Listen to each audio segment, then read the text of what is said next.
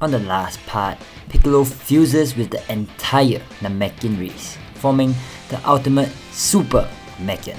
Using the knowledge of Grand Elder Guru and the rest of the Dragon Clan Namekians, Piccolo recreates the Dragon Balls. However, these Dragon Balls are stronger than ever, a fusion of the capabilities of both Porunga and Shenron. Meanwhile, after hearing about Frieza's demise, King Ko decides to retreat for now, not wanting to face Vegeta's wrath. Vegeta takes over Frieza's army, vowing to make it stronger than ever. The Z fighters in the meantime continue their intense training in order to defeat Vegeta so they could return to Earth safely. If Vegeta found out that they were still alive, Earth would be for his taking once again. Meanwhile, Piccolo unlocks a new power, a potential unleashed form just like in Dragon Ball Superhero. Piccolo also imparts his knowledge of the Super Saiyan and the Super Saiyan God from the Namekian Book of Legends to Goku, which is what Goku and Gohan strive towards during their year of training. They eventually achieved and mastered the Super Saiyan transformation, though Piccolo is still the strongest of the group by far. Vegeta was just chilling on Frieza Planet 79 one day with his two new powerful assistants, Tagoma and Apu. However, suddenly Vegeta feels a familiar and powerful key signature. Vegeta was shocked right out of his seat. That key, that was King Ko. Looks like King Ko was finally here to die. Vegeta prepares himself and lands a powerful kick on King Ko, sending him flying away. King Ko catches himself and shrugs. Looks like this form wouldn't be enough as King Ko unveils his true power, Golden King Ko. Vegeta braces himself as King Ko charges straight in, but he can't even perceive King Ko's movements. One moment King Ko was just standing there, and then suddenly Vegeta had the air knocked out of him as he sent flying everywhere around the planet. King Ko continues his brutal and relentless assault, and at this point, Vegeta was just basically being tortured and tormented. This wasn't a fight, this was a full-on one-sided beatdown. While all these were taking place, the Z fighters bar Piccolo arrived on the planet, concealing their power levels. What they witnessed shocked them. Vegeta was on the brink of death, and there was a new enemy. The enemy had power they couldn't even begin to fathom. Not even Goku and Gohan in their newly mastered Super Saiyan forms were even close to King Ko's power. As Vegeta slowly loses his life, Goku grits his teeth. How will things unfold from here? Will Goku save Vegeta or will he let Vegeta die? And how about King Ko? How will the Z fighters defeat King Ko? Well, these are all questions we'll answer today on Dragon Ball Z.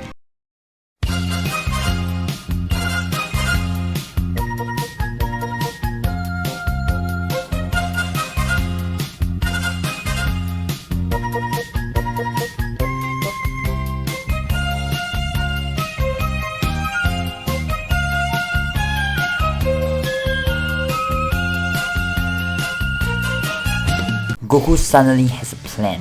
He communicates to Piccolo, who had decided to stay behind just in case through the telepathic link that Piccolo had established. He tells Piccolo to summon the dragon. They had gathered the Dragon Balls beforehand, just in case of an emergency. Piccolo does so, and Goku tells Piccolo to transport Vegeta to the planet they were on. Piccolo was super confused. Why was he trying to spare Vegeta? Goku tells Piccolo to trust him. As King Ko stands above Vegeta, Vegeta laid on the ground, heaving deeply. His life was flashing before his eyes. King Ko slowly walks over to Vegeta, preparing a ki blast. Prepare to die, Saiyan monkey. Your pathetic and meaningless life will end here.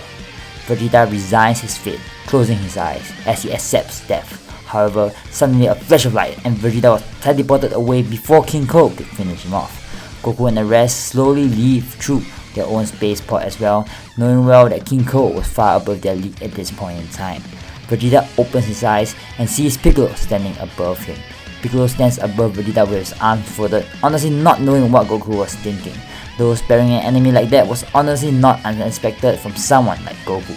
He just hoped that Goku's assessment of Vegeta was correct and that Vegeta could be trusted, especially in a fight against King Ko where Vegeta's help might be needed. Vegeta struggles to his feet, demanding to know why Piccolo had saved him. Piccolo tells Vegeta that it wasn't his idea or his decision. If he was the one calling the shots, he would have just left Vegeta dead by. Vegeta smirks. Looks like Piccolo didn't have the mental fortitude to carry out his own plans and to rely on others to do it for him. Obviously, Vegeta was just taunting Piccolo, and the tension between them continues to escalate. If this was the old Piccolo, a fight would have already broken out, but Piccolo continues to sit there and meditate, awaiting Goku and the rest return. Goku returns to the planet, and what Vegeta sees shocks him to the very core. He sees Gohan bearing the same form as well, and Vegeta's hands start to shake with anger and shame. Vegeta punches the ground, demanding Kakarot to tell him how. Just how did he achieve the Super Saiyan legend before him? He was the chosen one.